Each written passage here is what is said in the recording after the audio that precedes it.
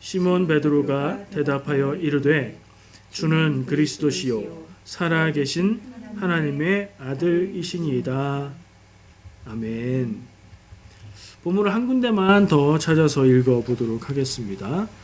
요한복음 20장 28절 말씀입니다. 요한복음 20장 28절 말씀을 두 군데 읽는데 두 군데 말씀을 읽으면서 공통적인 것을 생각해 보시면 주제하고 연결이 될 거예요. 요한복음 20장 28절 말씀 직접 찾으셔야 돼요. 화면이 준비 안 돼 있어요. 여기는 도마가 대답하여 이르되 나의 주님이시요 나의 하나님이시니이다. 아멘. 자, 이 두 말씀의 공통점은 무엇인가요? 예수님의 제자였던 베드로 그리고 도마 두 사람이 누군가를 향해서 뭐라고 얘기하지요? 누구를 향해서 하는 얘기입니까? 예수님을 향해서 이야기하는 거예요. 무슨 내용을 이야기하죠? 예수님을 베드로는 주는 그리스도시고 살아계신 하나님의 아들입니다 라고 고백을 하죠. 이 얘기는 어떤 배경을 갖고 있어요? 상황이? 예수님이 제자들한테 질문을 합니다. 사람들이 나를 누구라고 하느냐? 그러니까 제자들은 선생님은 사람들이 세례 요한 아니면 엘리야 아니면 예레미야 그것도 아니면 선지자 중에 한 명이라고 얘기를 합니다. 이렇게 대답해요. 그러니까 예수님은 그러면 너희들은 나를 누구라고 부르냐? 라고 질문을 하시죠. 너희들은 누구예요? 제자들이죠. 제자인 나와 항상 함께 하고 있고 나의 사역들을 옆에서 지켜본 너희들은 나를 누구라고 믿고 생각하느냐? 라고 물으니까 누가 대답했죠? 베드로가 대답한 그 대답이에요. 주는 선생님은 주님은 그리스도이십니다. 그리스도라는 말은 우리한테 더 익숙하지만 유대인들에게는 그리스도라는 말보다는 메시아라는 말이 더 익숙했을 겁니다. 같은 말이에요. 구원자라는 뜻이죠. 긴 얘기는 안 해도 다 아실 거라 생각해요. 주님은 선생님은 구원자이십니다. 메시아입니다. 그리스도입니다. 그리고 또 살아계신 하나님의 아들입니다. 라고 얘기한 거죠. 베드로가 그렇게 예수님을 뭐 했다고 얘기해요? 믿음을 고백했어요. 예수님이 자기 눈앞에 있는 선생님, 예수님, 주님이 그리스도이며 하나님의 아들임을 믿음으로 고백한 거예요. 믿음의 고백이죠. 뒤에 읽은 요한복음 20장 28절 말씀은요. 도마의 믿음의 고백입니다. 도마가 예수님이 죽으시고 부활하신 후에 제자들에게 예수님이 찾아오셨을 때 그 자리에 없었나 봐요. 나중에 제자들이 예수님이 오셨었어. 부활하신 예수님이 오셨다고 이렇게 얘기하니까 안 믿습니다. 나는 못 믿어. 내가 직접 보기 전에 내가 그분의 상처를 확인하기 전에는 못 믿어. 그리고 얼마 지나서 예수님이 다시 찾아오셨죠. 도마는 예수님을 보고 성경 기록에는 정말로 그 상처 자국을 확인하고 만졌는지는 안 나와 있어요. 그래서 했는지 안 했는지 몰라요. 그러나 어쨌든 도마가 그 예수님을 부활하신 주님을 만나고 나서 고백하는 내용이에요. 뭐라고 고백합니까? 나의 주님이시오 나의 하나님이십니다. 누가요? 예수님이에요. 나의 주님입니다. 이거는 주인님이라는 뜻이에요. 주여라고 하는 말이 거의 다 로드라는 말로 주인님을 이야기하는 말이에요. 선생님을 스승님을 높여서 말할 때도 그 뜻으로 쓰고 노예가 주인을 말할 때도 쓰는 말이고 내 인생의 주인이라는 뜻으로 말할 때도 쓸 수 있는 말이에요. 주님 그리고 하나님입니다. 베드로는 그리스도시고 살아계신 하나님의 아들입니다. 도마는 하나님입니다. 좀 다르죠? 이 베드로의 신앙 고백이 더 유명해서 우리는 베드로의 신앙 고백을 진리로 여기고 받아들이고 그렇게 고백을 같이 합니다. 그러나 신약 성경에 또 다른 복음서인 요한복음에 도마의 믿음의 고백이 나오는데 도마는 바로 하나님이라고 고백을 한 것을 우리가 생각할 수 있는 겁니다. 자, 공통된 점은 뭐예요? 제자된 사람의 믿음의 고백이라는 거죠. 예수님이 누구이신가에 대한 그들의 믿음의 고백을 이야기하고 있는 거예요. 오늘부터 오늘 포함해서 13번 정도 함께 나누게 될 말씀은 사도신경에 대한 말씀입니다. 짐작하셨습니까? 이전에 우리가 주님의 기도를 했기 때문에 사도신경을 자연스레 떠올리셨을지도 모르겠습니다. 근데 사도신경은 성경에 나와 있는 게 아니죠. 그래서 그것을 예수님의 기도처럼 그 말씀을 본문으로 삼아서 할 수는 없어요. 근데 이 사도신경에 대해서도 함께 나눌 필요가 있다는 생각을 했고요. 그래서 각 그 구절들에 연결될 수 있는 성경 말씀들을 찾아서 본문으로 삼고 그것으로 나누어 보려고 합니다. 오늘은 그 시작으로 이 사도신경에 대해서 전체적으로 한번 생각을 해 보려고 해요. 자, 사도신경은 무엇입니까? 예배 시작할 때 같이 기도로 고백하는 거죠. 근데 우리 교회는 사도신경보다는 예수님의 기도를 더 많이 사용을 하죠. 근데 보통 교회들에서는 사도신경으로 믿음을 고백하며 예배를 시작하는 경우가 많습니다. 그럼 사도신경은 무엇이냐? 교회 공동체가 함께 고백하는 믿음의 표준 같은 거라고 일단은 생각할 수 있겠죠. 자, 그러면 제목은 왜 사도신경일까? 주님의 기도는 예수님이 가르쳐 주셨으니까 주님의 기도예요. 그럼 사도신경은 사도라는 말이 있고 신경이라는 말인데 신경은 믿음의 고백이라는 뜻이고요. 사도 신조라고도 얘기하고 공통된 기본적인 믿음의 고백을 의미하는 것이고 사도라는 말은 맞아요. 예수님이 직접 따로 택하신 12명의 제자들. 근데 그 중에 한 명은 빠졌고, 그죠? 그 자리를 마띠아라는 사람으로 뽑아서 세웠고, 그래서 12명. 거기에다가 초대교회 시대에는 그 12명 외에도 사도라고 불리던 몇 명의 사람들이 더 있어서 그 정도 범위로 추릴 수 있는 그 사람들이 사도예요. 그러니까 처음 교회의 영적인 리더들, 예수님의 직접 가르침을 받았던 그런 리더들, 혹은 그 정도에 준하는 영적인 권위를 가졌던 사람들, 그들의 믿음의 고백이다 라는 뜻이라고 생각할 수 있습니다. 그러면 전설에 의하면 이 사도신경의 내용이 12절로 되어 있어서 사도들이 한 명 한 명 그 내용을 고백했다 이렇게 전하고 있는데 사실 그럴까? 그렇지는 않아요. 왜냐하면 역사의 자료를 보면 교회의 역사가 수천 년 지나왔으니까 교회가 남겨놓은 문서들이 있잖아요. 문서는 글로 써졌기 때문에 확실한 증거가 되죠. 그걸 찾아보면 지금과 같은 사도신경이 나오고 있는 시대가 있고 더 시대를 거슬러 올라가면 지금과 비슷하고 거의 같은데 뭐가 좀 빠져있고 뭐가 좀 없는 그런 사도신경들이 나타나고 더 거슬러 올라가면 그거보다도 더 아주 간단하고 간결한 믿음의 고백들이 여러 가지 사도신경뿐 아니라 여러 가지 믿음의 고백들이 다양하게 나타나는 것을 확인할 수 있습니다. 물론 그 문서 자료를 가지고 모든 것을 다 할 수는 없지만 확실한 증거로 남아있는 것이니까 그걸 기반으로 연구를 할 수밖에 없는 것이고요. 그렇게 볼 때 이 사도신경은 정말로 그 12명의 사도들이 공통으로 가르치거나 그들이 말하거나 그들이 만든 믿음의 고백이라기보다는 그들이 예수님께 직접 받은 가르침을 전해준 믿음과 복음, 가르침들에 기반한 그것을 잇고 있는 공통의 믿음의 고백이다.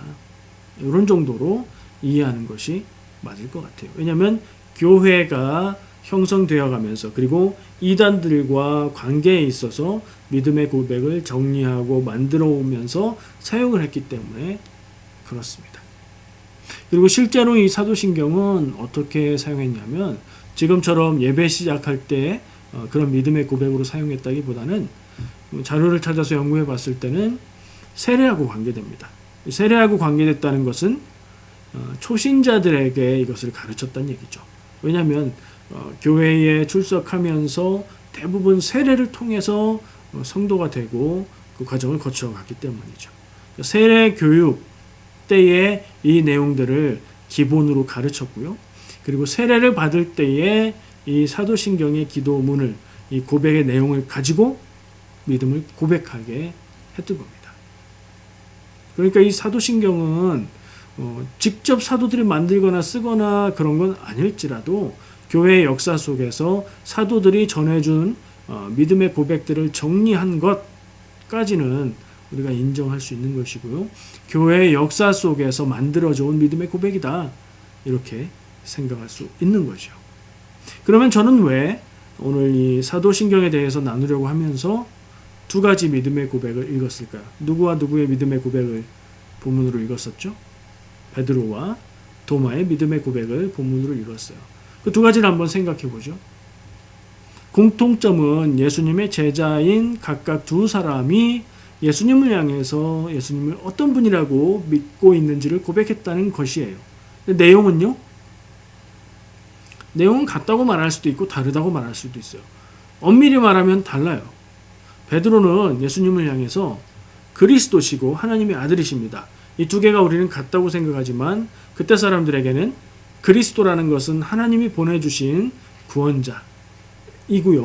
그래서 사람이 될 수도 있고 누구나 될 수 있는 거예요. 근데 그뿐 아니라 살아계신 하나님의 아들입니다 라고 고백하는 것은 신적인 권위를 가지신 분, 하나님과 같으신 분이라는 뜻이거든요. 베드로는 예수님을 향해서 두 가지 고백을 하고 있는 거예요. 도마는 바로 하나님이십니다 라고 고백을 하죠. 그래서 이거에서 알 수 있는 건 예수님의 직접 가르침을 받고 가까이 있었던 두 사람의 제자가 고백하는 믿음의 고백이지만 내용이 같지 않다는 것을 알 수 있어요. 믿음의 고백은 진리가 아닙니다. 틀렸다는 얘기가 아니라 믿음의 고백은 객관적이고 절대적인 진리하고는 좀 다르다는 얘기예요. 주관적으로 절대적인 믿음의 고백이에요. 그 사람에게는 절대적이에요. 그러나 그것이 다른 사람하고 그것을 비교해 봤을 때 조금 다를 수도 있어요. 근데 또 같다고 얘기했죠. 그리스도시고 하나님의 아들이시면 곧 하나님이라고 교회에서는 그 믿음이 성립이 되거든요. 그러니까 이 베드로와 도마의 믿음의 고백들을 종합하면 지금 우리가 가지고 고백하고 있는 믿음의 고백이 되는 거예요. 결국엔 뭐랑 통해요? 사도신경이 고백하는 하나님, 그 믿음과도 연결이 되어 있는 거예요. 무엇을 생각할 수 있을까요? 아까 얘기한 대로 사도신경이라는 그 믿음의 고백은 교회가 역사 속에서 만들어온 믿음의 고백이다. 그 중에 가장 유명하고 가장 알려져 있고 가장 보편적인 믿음의 고백이다 이거예요. 그렇다면 그것이 진리냐? 그 얘기하고는 조금 달라요. 그렇다면 틀렸다는 얘기냐? 그 얘기는 아니에요. 무슨 얘기인지 아시겠어요? 성경 말씀에 나와 있고 그리고 예수님이 직접 하신 말씀이다. 그러면 그건 진리다라고 말할 수 있는데 이 사도신경은 성경에서 여기저기 말씀에서 그 근거를 찾을 수는 있겠지만 사도신경의 내용 자체가 성경에 있지는 않죠. 그래서 진리다라고 말할 수는 없어요. 믿음의 고백이니만큼 그것을 고백하는 사람들에게는 상대적이지만 주관적으로 절대적인 믿음의 고백이다라고 말할 수는 있어요. 교회가 전통적으로 역사적으로 고백해 왔기 때문에 이것은 교회의 고백, 교회의 표준, 기준이라고 말할 수도 있어요. 지금은 조금 달라졌어요, 상황이. 세상이 달라지고 사람들의 생활이 달라지고 사람들의 생각이 달라지고 사람들의 지식이 달라졌어요. 그러면 좀 다시 생각해야 될 필요가 있어요. 그리고 이것은 성경에 나온 절대적인 기준은 아닌 만큼 조금 상대적인 부분이 있습니다. 그런 생각을 우리가 좀 민감하게 해야 될 필요가 있어요. 이 사도신경을 놓고 사실 최근에 교회에서 논란이 좀 있습니다. 어떤 사람들은 전통적인 시각에 입각해서 교회가 예배 중에 사도신경을 고백하지 않으면 그건 좀 이상하다, 이단이다 이렇게까지 이야기합니다. 왜냐면요, 이 사도신경이 아까 얘기한 그 세례와 관련된 그 관계에 있어서 교회의 믿음의 표준으로 사용되어 왔기 때문이에요. 그래서 그 가르침의 내용하고 다른 주장을 하거나 그 고백을 고백하지 않는다면 이단이다라고 해왔던 기준으로 작용을 했어요. 지금 그런가? 지금은 꼭 그렇다고 볼 수는 없습니다. 그렇게 주장하고 그렇게 생각하는 분들도 있어요. 그분들에겐 그게 아주 소중하고 귀중하기 때문에 그런 거죠. 그러나 절대적으로 그렇다고 말할 수는 없어요. 그리고 또 반대로요. 이 사도신경을 거부하고 반대하는 입장들도 교회 안에 있습니다. 그런 흐름도 굉장히 무시할 수 없을 정도로 많다고 보여져요. 그 이유는 이렇습니다. 첫 번째는 이 사도신경이 성경에 근거한 성경에 나오는 내용이 아니라는 점이에요. 예수님의 기도, 주님의 기도와 비교했을 때 단적으로 드러나죠. 예수님이 말씀하신 것으로 성경에 딱 기록되어 있으면 그 내용의 권위는 절대적이고 객관적인 진리의 기준으로 사용할 수 있어요. 사도신경은 성경에 직접적으로 언급되어 있지 않기 때문에 이건 좀 얘기가 다른 거죠. 그렇다고 해서 이게 믿음이 틀렸다라고 말할 수는 없어요. 그러나 절대적인 믿음의 기준, 객관적인 믿음의 기준으로 사용한다? 그럴 수도 없는 그런 점이 있습니다. 반대하는 경우에 첫 번째, 이것은 성경에 나온 게 아니다. 네, 뭐 일단 그 반대하는 논리를 생각해 볼게요. 두 번째는 내용상 문제가 있다고 지적을 하는데 그게 두 가지예요. 내용상 문제가 있는데 첫 번째, 사도신경을 읽어보면 그리고 고백하다 보면 그 내용 중에 개신교, 교회에 다니는 성도들의 귀에는 거슬리는 내용이 나온다. 거룩한 공회라는 표현이 나오는데 이 거룩한 공회가 뭔지 영어로 된 사도신경을 Apostles' Creed를 찾아보면 뭐라고 나와요? 캐톨릭 처치라고 나와요. 캐톨릭 처치. 이 사도신경은 카톨릭 교회의 카톨릭 교회로 고백하는 믿음이다. 이렇게 해서 이제 내용상 문제를 삼기도 합니다. 내용상 문제를 삼는 게 또 하나가 있는데 지금 한국 교회가 사용하는 한국 개신교회가 사용하는 이 사도신경에는 없는 내용이 원래 사도신경에는 있다. 주장 들어보셨어요? 근데 찾아보면 실제로 있어요. 쉽게 찾을 수 있습니다. 가톨릭 사도신경으로 검색하시면 그 본문이 나와요.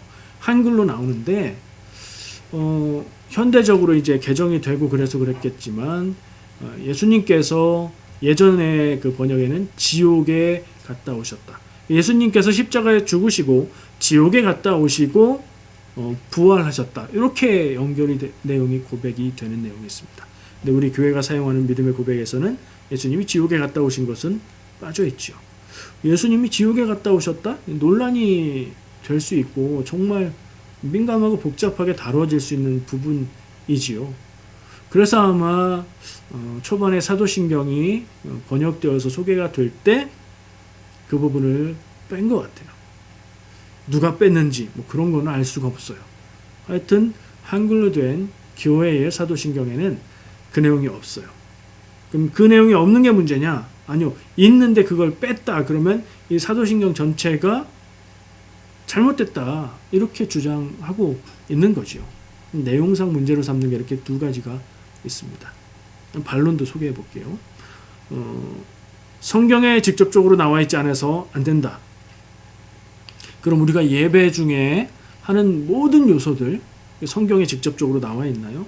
우리가 교회에서 믿음의 행위로 보고 있는 모든 요소들이 성경에 다 나와 있나요? 교회 문화의 모든 부분들이 성경에 다 나와 있나요? 그렇지 않죠. 그러니까 예배의 요소로 사용하고 교회의 역사가 간직해온 것이니 우리가 그것을 믿음의 고백으로 쓰지 못할 이유도 없다고 생각을 합니다. 반론이 되나요? 자, 그리고 내용에 대한 것, 거룩한 공회를 캐톨릭 처치라고 봤는데 단어가 그래요, 실제로. 그러나 그 캐톨릭 처치가 원말의 뜻은 거룩한 공교회라는 뜻이에요. 이거는 뭐라고 할까? 좀 이상적인 형태의 온 세계의 모든 교회는 하나이고 그런 개념을 가지고 얘기하는 거예요. 온 세계의 모든 교회, 바른 믿음을 가진, 온전한 믿음을 가진 모든 하나의 교회를 이야기하는 표현이에요. 영어로 표현하자면 똑같은 캐톨릭 처치인데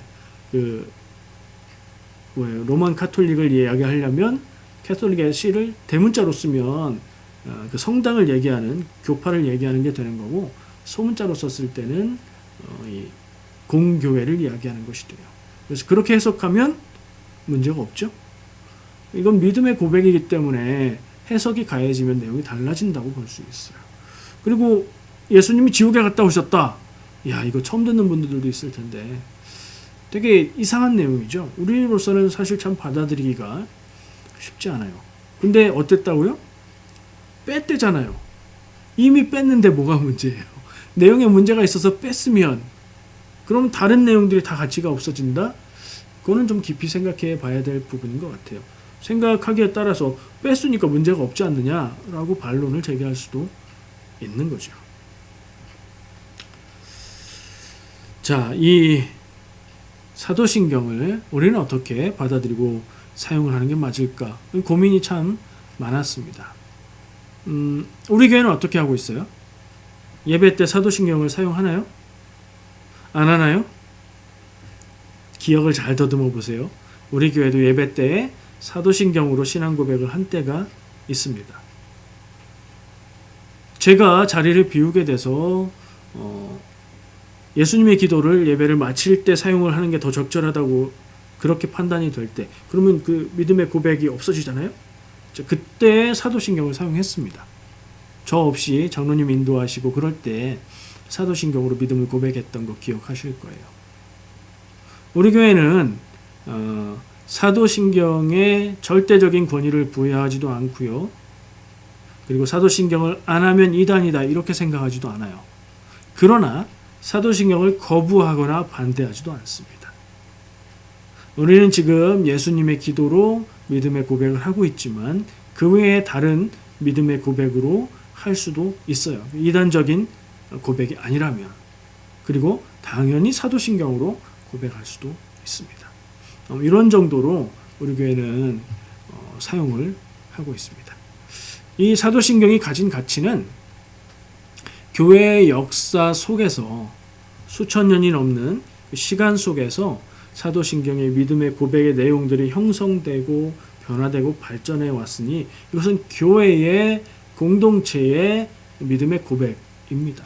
그런 점에서 이건 분명한 가치를 가지고 있습니다. 하지만 그것이 절대적인 가치라고 보기는 좀 어렵다. 단적으로 예수님의 기도, 주기도문하고 비교해서는 권위가 다르다라는 것은 또 우리가 기억을 해야 될 필요가 있습니다. 주님의 기도가 예수님이 가르쳐 주신 기도라고 해서 그 기도 자체에 능력이 있나요? 여러분, 이 주님의 기도 언제 기도하나요? 예배 때에 말고, 우리 교회 같으면 이제 믿음의 고백 혹은 예배를 마칠 때 말고 이 주님의 기도를 언제 하라는 얘기를 들어봤어요? 가위 눌릴 때. 가위 눌릴 때. 내가 잠은 안 들었고 깨 있는데 눈도 안 떠지고 움직이지도 못하겠고 눈을 겨우 떴는데 눈앞에 뭐 귀신 같은 게 보인다? 그럼 야, 그때 주기도문 해야지. 하려고 그랬는데 생각이 안 나. 뭐 이런 얘기 들어보셨어요? 아니, 이게 제가 이 주님의 기도를 주기도문이라고 부르기 싫어하는 이유예요. 주님의 기도의 문장 자체가 무슨 주문입니까? 그 말의 능력이 있나요? 아니요. 아무런 믿음 없이 예수님에 대한 존중도 예수님에 대한 믿음도 없이 그 문장을 외우고 말한다고 해서 그게 능력을 발휘할까요? 아니요. 저는 그렇게 생각합니다. 그럼 무엇이 중요할까요? 그 믿음의 고백을 하고 있는 그 사람의 믿음, 그 믿음의 진실성, 그것이 중요한 거죠. 그렇다면 사도신경은 어떻습니까? 사도신경은 또 얘기가 다른가요? 아니요. 그런 점에서는 똑같아요. 믿음의 고백이라는 점에서는 똑같아요. 권위에 있어서는 좀 차이가 있다 할지라도 믿음의 고백이라는 점에서는 같다면 사도신경도 그 문장 자체에 어떤 능력이나 권위나 힘이 있는 게 아니에요. 그것을 믿음으로, 내 삶 가운데 믿음으로 경험하고 고백하는 그 주체, 그 사람의 믿음에 중요한 가치가 있는 겁니다. 주기도문을 100번 외우고 1000번 외우고 아무리 외운다고 해서 가위 눌린 게 풀리고 뱀파이어가 막 이렇게 하고 주기도문 외운다고 떠나가나요? 아니란 말이에요. 우리의 삶에 있어서 믿음은 그런 부적이 아닙니다. 내 삶의 태도에 대한 선택이요, 내 가치요, 내가 다른 사람들과 구별되는 부분이 믿음입니다. 우리가 사도신경을 생각하면서 놓치지 말아야 될 한 가지는요, 나는 어떤 믿음의 고백으로 살아가고 있으며 그것을 어떻게 경험하고 있는가, 이 부분이라고 생각합니다. 한번 이 질문을 우리는 끊임없이 해야 될 것 같아요. 내가 믿음이 있는가? 왜냐하면 이걸 자주 물어봐야 되는 이유가 내 믿음의 상태가 수시로 변하기 때문이고요. 내가 알지 못하는 사이에 믿음이 연약해지기 때문입니다. 내가 믿음이 있는가 묻고요. 내가 믿음이 있다면 어떤 믿음이 있는가 묻고요. 무슨 일을 만나도 흔들리지 않는 믿음이 나에게 있는가 묻고요. 내 믿음이 하나님의 기쁨이 되는 믿음인가? 이것을 늘 물으며 대답하며 성숙해가는 그런 믿음이어야 됩니다. 기독교인으로 성도로 살아갈 때 이름만 성도가 아니라 믿음의 고백 위에서 세상을 이기는 능력 있는 인생으로 살아가시기를 축복합니다. 기도하겠습니다. 사랑과 은혜의 주님 감사합니다. 오늘부터 우리가 사도들의 믿음의 고백이라고 이야기하는 사도신경을 함께 생각하고 나누고자 합니다. 그 믿음의 고백 한 절 한 절, 그것이 그냥 외우는 지식이 아니라 내 삶에서 고백되어질 수 있는 살아있는 믿음이 되어지도록 인도하여 주시옵소서. 예수님의 이름으로 기도합니다. 아멘. 자, 이제 오늘부터 오늘 첫 시간 했고요. 한 절 한 절 12번에 걸쳐서 앞으로 사도신경의 내용에 대해서 나누도록 하겠습니다. 사도신경을 해설한다거나 사도신경의 참 진리를 제가 전한다거나 그런 목적이 아니고요. 사도신경의 내용을 통해서 우리의 믿음의 고백은 어때야 될까? 우리는 어떤 부분의 믿음을 생각할 수 있을까? 그런 것들을 나누어 보는 그런 의도로 준비하려고 합니다. 매주 함께 하면서 우리 교회가 지켜왔던 믿음의 고백의 의미를 깊이 다시 새길 수 있으면 좋겠습니다. 자, 이제 기도하는 시간 가질게요. 말씀 생각하면서 기도하겠습니다. 베드로는 예수님을 향해서 그리스도이십니다, 살아계신 하나님의 아들이십니다 고백했고요. 도마는 나의 하나님이라고 고백했습니다. 한번 스스로 질문을 해보죠. 나는 예수님을 누구라고 고백하는가? 나에게 예수님이 어떤 분이라는 믿음의 고백이 있는가? 그것을 생각하며 함께 기도하고 나의 주님을 향한 믿음의 고백을 찾고 그 믿음의 능력 있는 삶을 살아가시길 축복합니다. 우리 같이 기도하겠습니다.